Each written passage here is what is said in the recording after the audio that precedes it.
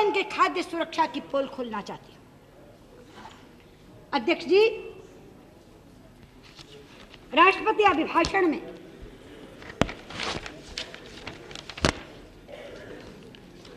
राष्ट्रपति जी से कहलवाया, हम अपनी खाद्य सुरक्षा को दीर्घ अवधि के लिए सुनिश्चित तब कर पाएंगे जब हम कृषि उत्पादकता बढ़ाने के लिए सतत प्रयास करेंगे। और उसके नीचे लिखा, हमारी सरकार खाद्य सुरक्षा सुनिश्चित करने के लिए कानून बनाने के प्रति कृत संकल्प है। सरकार कहती है हम खाद्य सुरक्षा कानून बनाने के प्रति कृत संकल्प हैं।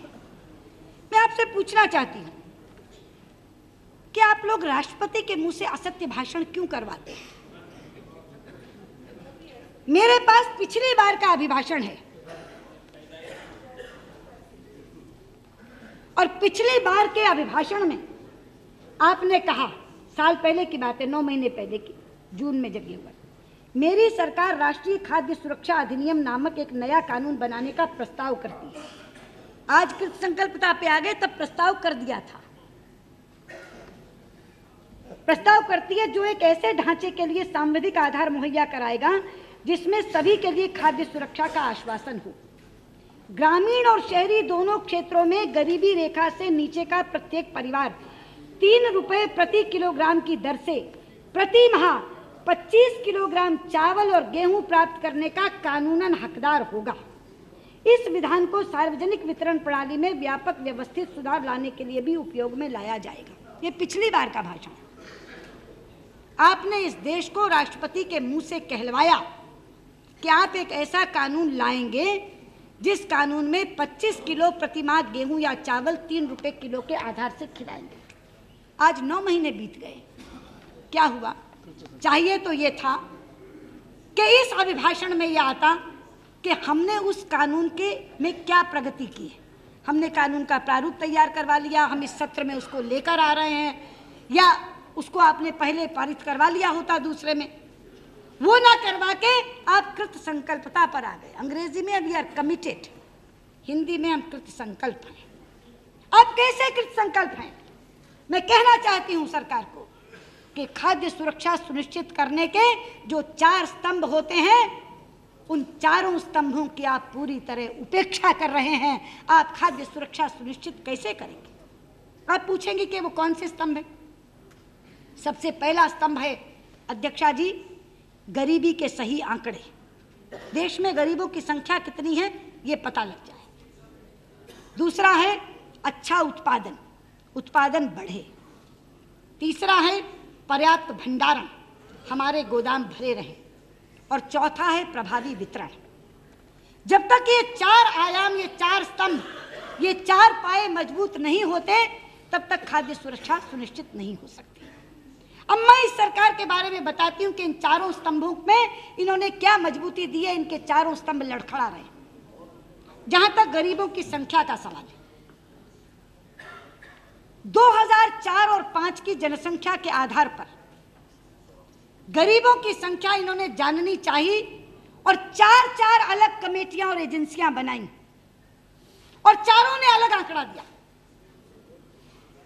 2004 और 5 की जनसंख्या को आधार बना, क्यों शरद भाऊ? उसी को बनाया ना आधार, 2004-5 की जनसंख्या को। पहला आंकड़ा आया योजना आयोग का। योजना आयोग कहता है 25.7% लोग इस देश में गरीबी की रेखा के नीचे। ये प्लानिंग कमीशन का आंकड़ा। उसके बाद इन्होंने एक और कमीशन का गठन किया, national commission for entrepreneurs in unorganised sector, किया ना वासुदेव दा? उसका क्या आंकड़ा आया? 77% लोग इस देश में गरीबी की रेखा के नीचे। उसके बाद इन्होंने एक और कमेटी गठित की, सुरेश तेंदुलकर कमेटी। सुरेश तेंदुलकर कमेटी ने ग्रामीण भारत की गरीबी अलग निकाली, शहरी भारत की गरीबी अलग निकाली और कुल मिलाकर आंकड़ा दिया 37.2%। उन्होंने कहा कि 37.2% लोग गरीबी की रेखा के नीचे। फिर ग्रामीण विकास मंत्रालय तस्वीर में आ गया। उन्होंने कहा कि नहीं, हम एक कमेटी बनाएंगे और चूंकि हमको कार्यक्रम चलाना है, हम गरीबी के आंकड़े देंगे। उन्होंने एक एनसी सक्सेना कमेटी बना दी, ग्रामीण विकास मंत्रालय। और उसने गरीब भारत के आंकड़े निकाल कर कहा 50% गरीब इस देश में गरीब है, 50% लोग इस देश में ग्रामीण भारत के गरीब हैं। आज तक आप ये तय नहीं कर पाए कि गरीबी मापने का आधार क्या होगा। आज तक आप ये तय नहीं कर पाए कि इन आंकड़ों में से कौन सा आंकड़ा आपका मान्य होगा। तो पहला स्तंभ ही आपका लड़खड़ा गया। और गरीबी मापने का नया आधार क्या आ रहा है कि कितनी कैलोरी गरीब खाता है। मैं पूछना चाहती हूँ अध्यक्ष महोदया, जिस गरीब का पेट पीठ से सटा हुआ है उसके पेट में क्या कैलोरी टटोलते हो? अरे उसके पेट पे नहीं, उसके माथे पे लिखा है वो गरीब है। उसके घर से गरीबी बोलती है, उसके बदन के चीथड़े कपड़े गरीबी बोलते हैं, उसका पेट टटोलने की जरूरत नहीं है।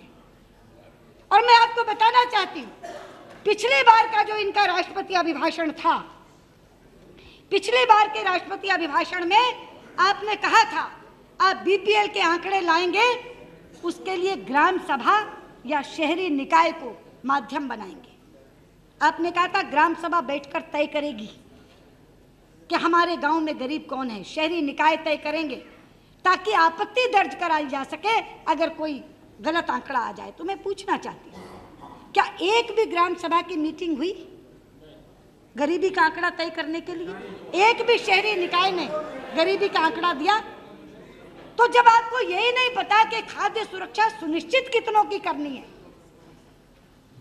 आपको यही नहीं मालूम, अरे घर में एक गृहिणी को अगर पति कह दे कि शाम को मेरे कुछ मित्र आ रहे हैं आप उनके लिए खाना बना लेना, तो पहला सवाल ये पूछती है कि कितने लोग होंगे। अगर वो कहे कि 10 लोग आएंगे और आ जाएं 25, तो उसकी तो फजीयत होनी ही होनी है। 10 में से वो 15 को खिला देगी, 16 को खिला देगी, 25 को कैसे खिलाएगी?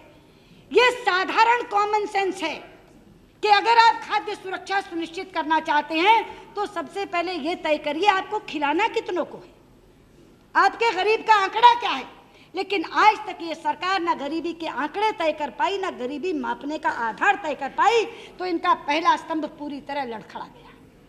दूसरा स्तंभ मैंने कहा था अच्छा उत्पादन, बढ़ा हुआ उत्पादन। बढ़ा हुआ उत्पादन कब होगा शरद भाऊ? बढ़ा हुआ उत्पादन तब होगा जब कृषि योग्य भूमि बढ़ेगी, ज्यादा रकबे में खेती होगी। ये तो साधारण सी बात है। लेकिन आपके अपने कृषि मंत्रालय के आंकड़े हैं कि इस साल कृषि योग्य खाद्यान्न का रकबा 8% घटा है। ये स्टैंडिंग कमेटी की रिपोर्ट है मेरे पास। स्टैंडिंग कमेटी ने आपके द्वारा दिए गए आधार पर कहा है, मैडम मैं पढ़ के सुनाना चाहती हूँ। The committee observed that the area under food grains has declined bye 8% from 680.99 lakh hectares in 2008-9 to 626.47 lakh hectares in 2009। 680 lakh hectare से घटकर 626 लाख हेक्टेयर में खाद्यान्न उग रहा। आप कह रहे हैं 2009-10 में प्रोडक्शन कम हुआ, ये तो स्वाभाविक बात है। कम रकबे में अगर आप खाद्यान्न बोएंगे तो कम पैदा होगा, ज्यादा रकबे में अगर आप खाद्यान्न बोएंगे तो ज्यादा पैदा होगा। जब आपका रकबा ही घट रहा है, आपकी भूमि खेती से निकलकर गैर खेती चीजों के लिए जा रही है, SEZ के लिए जा रही है, बाकी चीजों के लिए जा रही है, तो आपके यहाँ उत्पादन बढ़ेगा कैसे, ये मैं आपसे पूछना चाहती हूँ, जो कि दूसरा स्तंभ है। और आपने इस बार राष्ट्रपति से कहलवाया कि खाद्य सुरक्षा सुनिश्चित करने के लिए कृषि उत्पादकता बढ़ानी जरूरी, केवल प्रोडक्शन नहीं, प्रोडक्टिविटी। प्रोडक्टिविटी कैसे बढ़ेगी? प्रोडक्टिविटी तब बढ़ेगी जब जिस भूमि में आज खेती नहीं हो रही, यानी जो असिंचित है, उसको आप सिंचित करके खेती योग्य बनाएंगे। ज्यादा भूमि में आप खाद्यान्न बोएंगे तभी उत्पादकता बढ़ेगी। प्रोडक्टिविटी कब बढ़ेगी? प्रोडक्टिविटी और प्रोडक्शन का आपस में सीधा रिश्ता है। आप जितनी ज्यादा भूमि को कृषि योग्य बनाते जाएंगे, उसमें खाद्यान्न उगाते जाएंगे, उतना आपका उत्पादन बढ़ता जाएगा। लेकिन हो रहा है उल्टा, आपकी खेती खिसक रही है, आपका रकबा कम हो रहा है। और जहां तक कृषि उत्पादकता बढ़ाने का सवाल है, उसमें तो 1 इंच आप आगे नहीं बढ़े हैं। हाँ, अगर कृषि उत्पादकता में कोई आगे बढ़ा है तो गुजरात सरकार ने एक मॉडल आपके सामने रखा। अध्यक्ष जी, मैं बताना चाहती हूँ आपको और आपके माध्यम से इस सदन को, गुजरात की अर्थव्यवस्था कभी भी कृषि आधारित अर्थव्यवस्था नहीं थी, लेकिन गुजरात की अर्थव्यवस्था में कृषि की विकास दर 9.6% बढ़ी है। 9.6% के दर से कृषि विकास दर आई है गुजरात की। ये बात मैं नहीं कह रही हूं, ये बात भारतीय जनता पार्टी के नेता नहीं कह रहे हैं, ये सर्टिफिकेट आडवाणी जी नहीं दे रहे हैं किसी मोह में। ये सर्टिफिकेट इस देश के जाने माने अर्थशास्त्रियों ने दिया। 5 अर्थशास्त्री, तुषार शाह, अशोक गुलाटी, पी हेमंत, गंगा श्रीधर, इस तरह के जो अर्थशास्त्री हैं, उन लोगों ने एक पेपर लिखा जो इकोनॉमिक एंड पॉलिटिकल वीकली में छपा। और इकोनॉमिक एंड पॉलिटिकल वीकली में इस पेपर का शीर्षक उन्होंने क्या दिया आप जानते हैं? Secret of Gujarat agrarian miracle after 2000। क्या शीर्षक दिया? सन 2000 के बाद गुजरात में कृषि चमत्कार का रहस्य, secret of Gujarat agrarian miracle after 2000।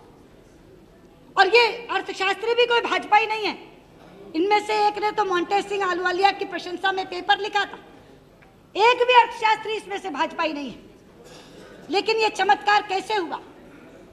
Saurashtra, Kutch और उत्तर गुजरात की वो भूमि जो बंजर भूमि थी, उस बंजर भूमि को सिंचित करके, वहां रोड इंफ्रास्ट्रक्चर खड़ा करके, वहां दूरदृष्टि दिखाकर उन्होंने जो खेती करवाई है, कृषि की उत्पादकता बढ़ाई है, उसके कारण यह मिरेकल हुआ। 9.6% की कृषि विकास दर गुजरात ने हासिल की। तो अगर आप प्रोडक्टिविटी बढ़ाना चाहते हैं तो प्रोडक्टिविटी के लिए एक राज्य का मॉडल तैयार है आपके सामने, लेकिन उसके लिए दूरदर्शिता चाहिए, उसके लिए इच्छा शक्ति चाहिए, उसके लिए सही नीतियां चाहिए और नीतियों का प्रभावी क्रियान्वयन चाहिए। और चारों की कमी मुझे आपकी सरकार में दिखती है। इसलिए खाद्य सुरक्षा का दूसरा स्तंभ भी लड़खड़ा रहा है, क्योंकि खाद्यान्न का उत्पादन पहले के बजाय घटा है और खाद्य सुरक्षा के लिए बढ़ा हुआ उत्पादन चाहिए।